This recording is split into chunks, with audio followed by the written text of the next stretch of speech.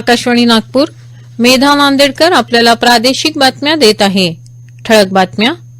मुंबईच्या वेशीवर आलेल्या मराठा बांधवांना भेटले मुख्यमंत्री एकनाथ शिंदे. मुख्यमंत्र्यांच्या हस्ते आंदोलक मनोज जरांगे यांनी सोडलं उपोषण.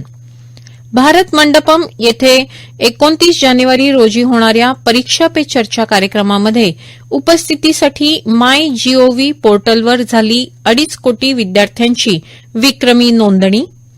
मन की बातच्या 109व्या भागात पंतप्रधान नरेंद्र मोदी उद्या श्रोत्यांशी संवाद साधणार. आणि आत्मनिर्भर भारतात विकसित विदर्भ दिसणार. केंद्रीय एमएसएमई मंत्री नारायण राणे यांचं खासदार औद्योगिक महोत्सवाच्या उद्घाटन प्रसंगी नागपुरात प्रतिपादन. आरक्षणाबाबतचा निर्णय होईपर्यंत मराठा समाजाला ओबीसींना दिले जाणारे अधिकार आणि सवलती दिल्या जातील असं मुख्यमंत्री एकनाथ शिंदे यांनी आज नवी मुंबईत जाहीर केलं. मराठा आरक्षणासाठी आंदोलन करणाऱ्या मनोज जरांगे यांच्या मागण्या मान्य केल्या असल्याचं त्यांनी आज वाशी इथं सांगितलं. मुख्यमंत्र्यांनी जरांगे यांना याबाबतच्या अधिसूचनेची प्रत दिली आणि मुख्यमंत्र्यांच्या हातून फळांचा रस घेऊन जरांगे यांनी उपोषण सोडलं. त्यानंतर उभयतांनी छत्रपती शिवाजी महाराजांच्या पुतळ्याला पुष्पहार अर्पण केला. मराठा आंदोलनात मृत्युमुखी पडलेल्यांच्या कुटुंबांना नुकसान भरपाई देणार असल्याचं मुख्यमंत्री शिंदे यांनी सांगितलं. मराठा क्रांती मोर्चा आणि सकल मराठा समाजाच्या वतीनं यावेळी विजयोत्सव साजरा करण्यात आला. दरम्यान जालना जिल्ह्यासह आरक्षण आंदोलनाचं मुख्य केंद्रबिंदू ठरलेल्या आंतरवाली सराटी गावात आनंदोत्सव साजरा करण्यात येत आहे. मराठा समाज बांधवांनी ठिकठिकाणी गुलालाची उधळण करून फटाक्यांची आतिषबाजी करत एकमेकांना पेढे भरवून आनंदोत्सव साजरा केला. मनोज जरांगे यांचे वडील रावसाहेब जरांगे, पत्नी सुमित्रा जरांगे यांनीही आंदोलनाला यश मिळाल्यामुळे आनंद होत असल्याची भावना व्यक्त केली. परभणी, लातूर, नाशिक, पुणे येथेही मराठा समाजानं मोठा जल्लोष केला. राज्यातील सगळ्या समाजांना न्याय देण्याचा प्रयत्न शासनाचा आहे. ओबीसी समाजावर कुठलाही अन्याय होणार नाही अशी प्रतिक्रिया उपमुख्यमंत्री देवेंद्र फडणवीस यांनी नागपुरात दिली. दरम्यान मराठा आरक्षणासंदर्भात शासनानं घेतलेल्या निर्णयासंदर्भात ओबीसींचे नेते आणि राज्याचे अन्न आणि नागरी पुरवठा मंत्री छगन भुजबळ यांनी तीव्र नाराजी व्यक्त केली आहे. ओबीसींच्या आरक्षणाला धक्का न लावता मराठा समाजाला आरक्षण दिलं जाईल असं सांगण्यात येत होतं. मात्र प्रत्यक्षात मराठा समाजाला आरक्षण देताना ओबीसींवर अन्याय करण्यात आला आहे असं मत छगन भुजबळ यांनी आज सकाळी नाशिक इथं प्रसारमाध्यमांशी बोलताना व्यक्त केलं. शासनानं प्रसिद्ध केलेला अध्यादेश म्हणजे निर्णय नसून केवळ मसुदा आहे. त्यावर 16 फेब्रुवारीपर्यंत हरकती नोंदवता येणार आहेत. त्यामुळे ओबीसी आणि अन्य समाजातील नागरिकांनी लाखोंच्या संख्येनं हरकती नोंदवाव्या असं आवाहनही भुजबळ यांनी केलं. मराठा आरक्षणासंदर्भातील राज्य सरकारचा नवा अध्यादेश पाहिला. यामुळे ओबीसी समाजानं तसूभरही चिंता करण्याची गरज नाही.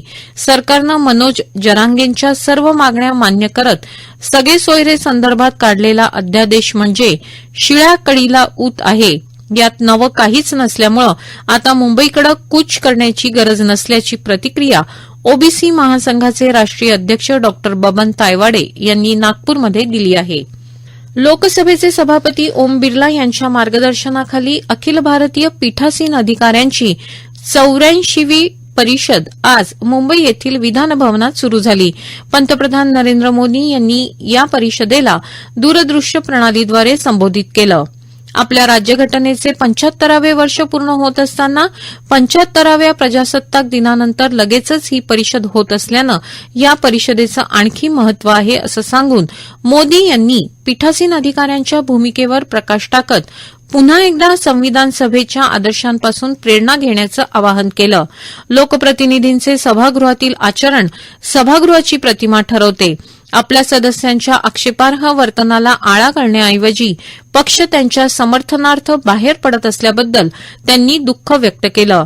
नारी शक्ती वंदन अधिनियमाचा संदर्भ देत पंतप्रधान मोदी यांनी महिलांचा सहभाग आणि प्रतिनिधित्व वाढवण्याच्या उद्देशानं सूचनांवर चर्चा करण्यास प्रोत्साहन दिलं.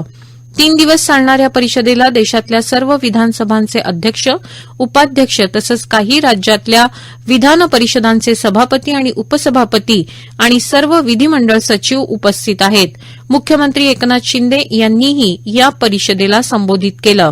या परिषदेत संसदीय लोकशाही आणि विधिमंडळ कामकाजाशी निगडीत विविध मुद्यांवर चर्चा होईल अशी माहिती विधानसभेचे अध्यक्ष राहुल नार्वेकर आणि विधान परिषदेच्या उपसभापती डॉ नीलम गोऱ्हे यांनी दिली. पीठासीन अधिकाऱ्यांच्या या परिषदेबरोबरच भारतातल्या विविध राज्यातल्या विधिमंडळ सचिवांची 60वी परिषद देखील होणार आहे. या परिषदेत विधानमंडळ सेवेमध्ये अत्याधुनिक तंत्रज्ञानाचा वापर करणं या विषयावर चर्चा होणार आहे. परीक्षांच्या ताणतणावाचा सामना कसा करावा याबाबत पंतप्रधान नरेंद्र मोदी विद्यार्थ्यांशी परीक्षा पे चर्चा कार्यक्रमातून संवाद साधतात. येत्या 29 जानेवारी सोमवार रोजी या कार्यक्रमाचा 7वा अंक दिल्लीत भारत मंडपम इथं आयोजित करण्यात आला असून त्यात 4,000हून जास्त सहभागी असतील. केंद्रीय शिक्षण मंत्री धर्मेंद्र प्रधान यांनी काल परीक्षा पे चर्चा 2024 कार्यक्रमाच्या तयारीचा आढावा घेतला. यंदा या कार्यक्रमाच्या 7व्या आवृत्तीत सहभागी होण्यासाठी मायजीओव्ही पोर्टलवर विक्रमी 2.5 कोटी विद्यार्थ्यांची नोंदणी झाली आहे. या प्रादेशिक बातम्या आपण आकाशवाणीच्या नागपूर केंद्रावरून ऐकत आहात. पंतप्रधान नरेंद्र मोदी उद्या सकाळी 11 वाजता आकाशवाणीच्या मन की बात या कार्यक्रमातून देशवासियांशी संवाद साधतील. या कार्यक्रमाचा हा 109वा भाग आहे. महाराष्ट्रात कोकण आणि विदर्भ हे मागासलेलं क्षेत्र म्हणून चर्चा होते, पण विदर्भात केंद्रीय मंत्री नितीन गडकरी आणि उपमुख्यमंत्री देवेंद्र फडणवीस यांच्यासारखे द्रष्टे आणि विदर्भाविषयी आपुलकी असलेले नेते आहेत आणि निसर्गाचं दान देखील भरपूर मिळालं आहे.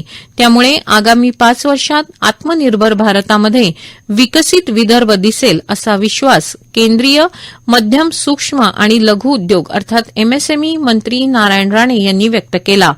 विदर्भ विकासावर सकारात्मक विचार करून त्यातून विकसित विदर्भ साकारण्यासाठी केंद्रीय मंत्री गडकरी यांच्या संकल्पनेतून स्थापित असोसिएशन फॉर इंडस्ट्रीयल डेव्हलपमेंट तर्फे राष्ट्रसंत तुकडोजी महाराज नागपूर विद्यापीठाच्या अमरावती रोड परिसरात 27 ते 29 जानेवारी दरम्यान आयोजित 4 दिवसीय अॅडव्हान्टेज विदर्भ या राष्ट्रीय औद्योगिक महोत्सवाचं उद्घाटन आज दुपारी केंद्रीय मंत्री नारायण राणे यांच्या उपस्थितीत करण्यात आलं.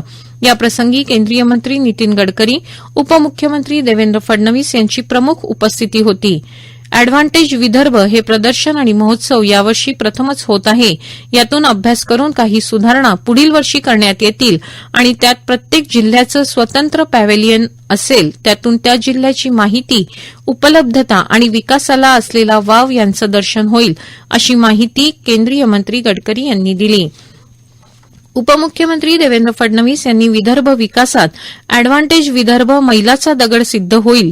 यातून रस्ते, पाणी, वीज, संचार सेवा आणि मूलभूत सोयी सुविधा यांचा लाभ मिळून विदर्भाचा सर्वांगीण विकास होईल असं सांगितलं. या कार्यक्रमात एएआर इंदेमार कंपनी आणि नागपुरातील झुलेलाल इन्स्टिट्यूट, प्रियदर्शनी कॉलेज आणि नागपूर विद्यापीठ यांच्यात अध्ययन अध्यापनासाठी सामंजस्य करार करण्यात आला. केंद्रीय मंत्री नितीन गडकरी यांच्या संकल्पनेतून नागपूर शहरात सुरू असलेल्या खासदार क्रीडा महोत्सवाचा उद्या रविवार 28 जानेवारी रोजी समारोप होणार आहे. यशवंत स्टेडियमवर सायंकाळी 6 वाजता आयोजित समारंभाच्या अध्यक्षस्थानी केंद्रीय मंत्री नितीन गडकरी राहतील. प्रमुख अतिथी म्हणून उपमुख्यमंत्री देवेंद्र फडणवीस यांची उपस्थिती असेल. यावेळी सुप्रसिद्ध बॉलिवूड गायक बी प्राक लाईव्ह कॉन्सर्टचं आयोजन करण्यात आलं आहे. या समारंभाला जास्तीत जास्त नागरिकांनी उपस्थित राहावे असं आवाहन क्रीडा महोत्सवाचे संयोजक माजी महापौर संदीप जोशी यांनी केलं आहे. हवामान. आज विदर्भात सर्वात कमी तापमानाची नोंद गोंदिया इथं 10.5 अंश सेल्सिअस करण्यात आली, तर नागपूरचं किमान तापमान 11.1 अंश सेल्सिअस नोंदवण्यात आलं. शेवटी ठळक बातम्या. मुंबईच्या वेशीवर आलेल्या मराठा बांधवांना भेटले मुख्यमंत्री एकनाथ शिंदे. मुख्यमंत्र्यांच्या हस्ते आंदोलक मनोज जरांगे यांनी सोडलं उपोषण. भारत मंडपम येथे 29 जानेवारी रोजी होणाऱ्या परीक्षा पे चर्चा कार्यक्रमामध्ये उपस्थितीसाठी मायजीओव्ही पोर्टलवर झाली 2.5 कोटी विद्यार्थ्यांची विक्रमी नोंदणी. मन की बातच्या 109व्या भागात पंतप्रधान नरेंद्र मोदी उद्या श्रोत्यांशी संवाद साधणार आणि आत्मनिर्भर भारतात विकसित विदर्भ दिसणार. केंद्रीय एमएसएमई मंत्री नारायण राणे यांचं खासदार औद्योगिक महोत्सवाच्या उद्घाटन प्रसंगी नागपुरात प्रतिपादन. याबरोबरच हे प्रादेशिक बातमीपत्र संपलं. नमस्कार.